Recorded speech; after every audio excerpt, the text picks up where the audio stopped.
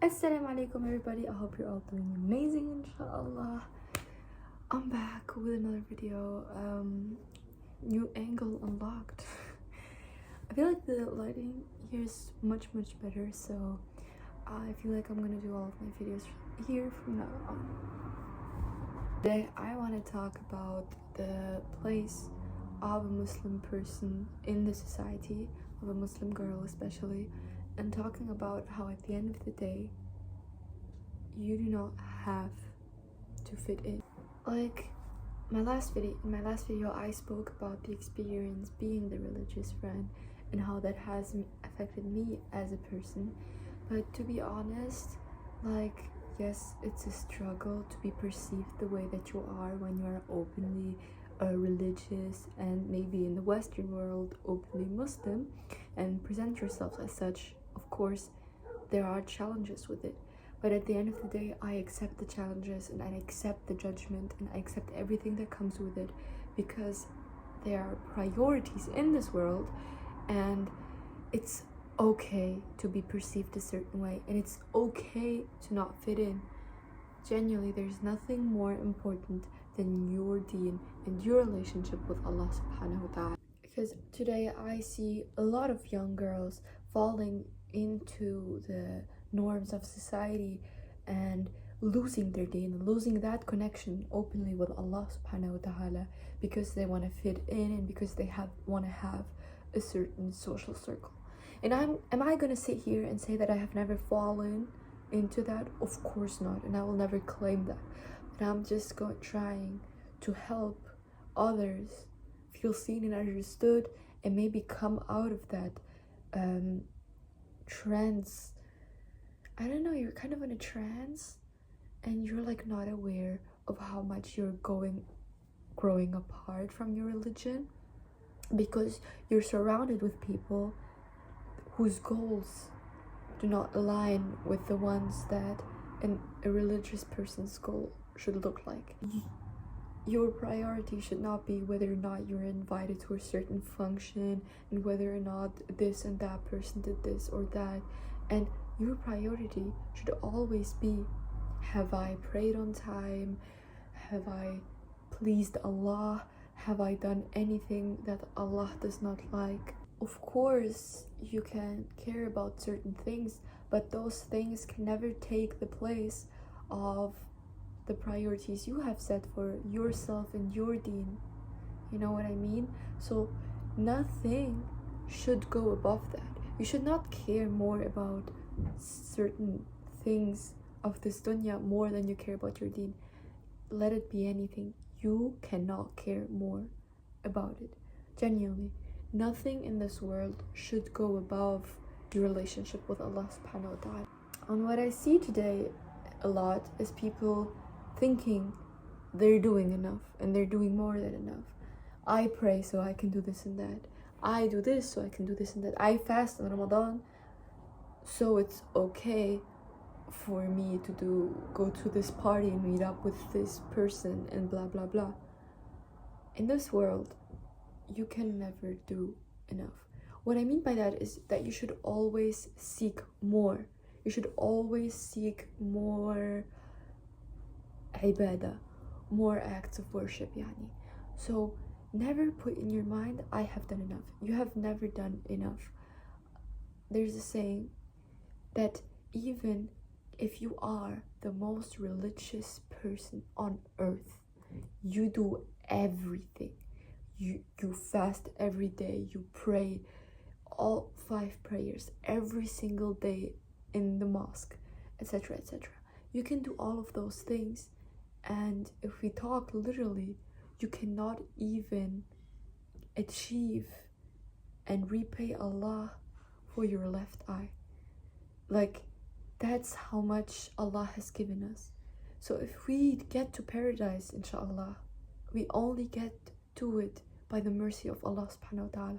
So never put in your mind that you have done enough, because you have never done enough. You should always seek more forgiveness and seek more ibadah and seek more hasanat, because genuinely you can never be a good enough Muslim, and doing this never excuses that.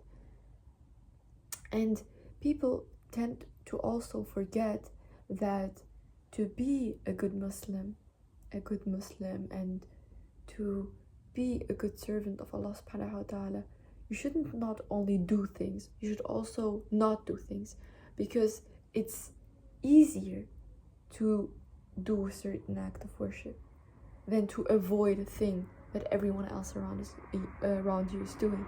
So not doing something in a lot of cases can be way more difficult than doing something.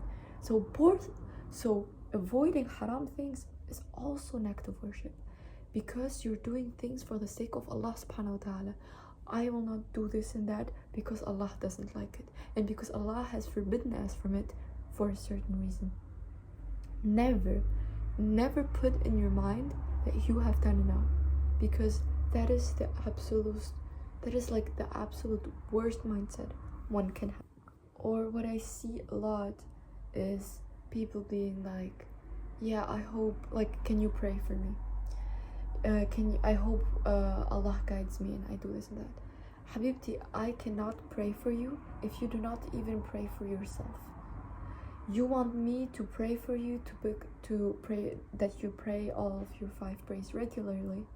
I cannot do that for you. I can hope and pray for you, but if you do not pray for yourself, and if you do not have the ambition to do it today, then I cannot do anything about it. You have to build your relationship towards Allah.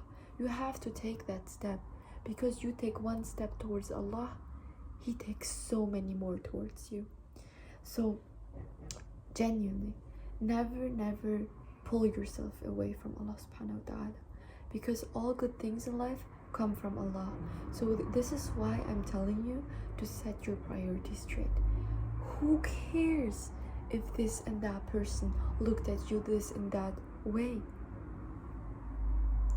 Who cares if he thinks I'm weird because I don't do haram things? Who thinks if she thinks I'm old-fashioned because I won't have a haram relationship? No one cares. And friends in this life are only here to benefit you. When a friendship does not benefit you, it brings you distress and insecurity, that is not a friend, and you do not need that friend. My father has always told me in the past that when a friend stops benefiting you, and when a friend and you and your relationship with that friend is no longer healthy to you and does no longer make you happy, you do not need that friend. And I always thought he was dramatic or whatever, but I promise you, the more friendships you have and the more friendships you end, the more you realize that these words are absolutely true. What I'm saying is, friendships are the most beautiful thing. Yani, when you have a good friend with good intentions and that treats you well, it is the most beautiful thing ever. But once a friend brings you more sadness and anger and distress, and even making you feel insecure about yourself, you do not need that friend. When this friend makes you feel weird for being religious and for doing things for the sake of Allah, that is not a friend. That is an enemy that will drag you to hell. Genuinely, that is a person that will drag you to the hellfire.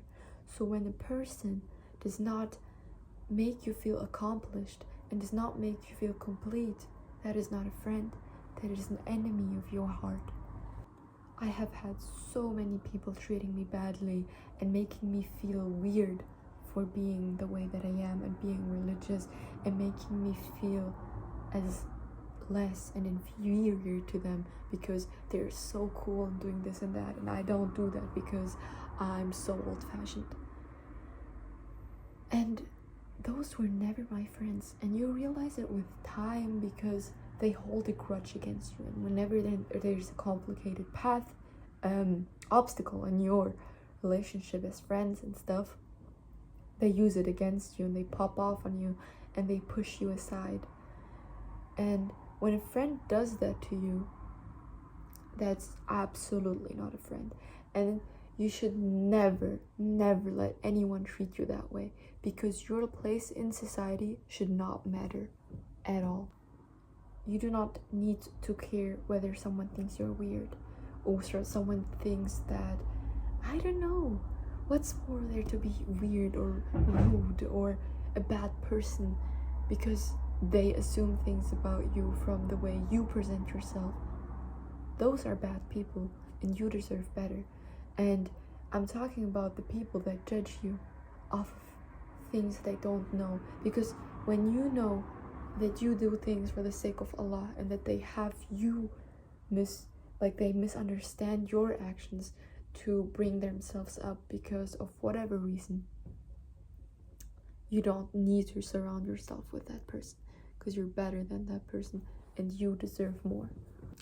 I don't know, I'm doing a lot of I feel very motivational, inspirational content driven. These days I have reflected back a lot of my past relationships with people and friendships, and how I was always scared of being perceived a certain way. And honestly, of course, my main goal with my videos is to spread an Islamic message and Islamic morals, but I'm talking very always generally, whenever you feel like a friendship doesn't benefit you and brings you harm in your emotional state, you don't need that person, whether it is Islamically or morally or genuinely just for your mental health. And I've noticed this recently, that whenever a person brings you so much anger, they bring you joy.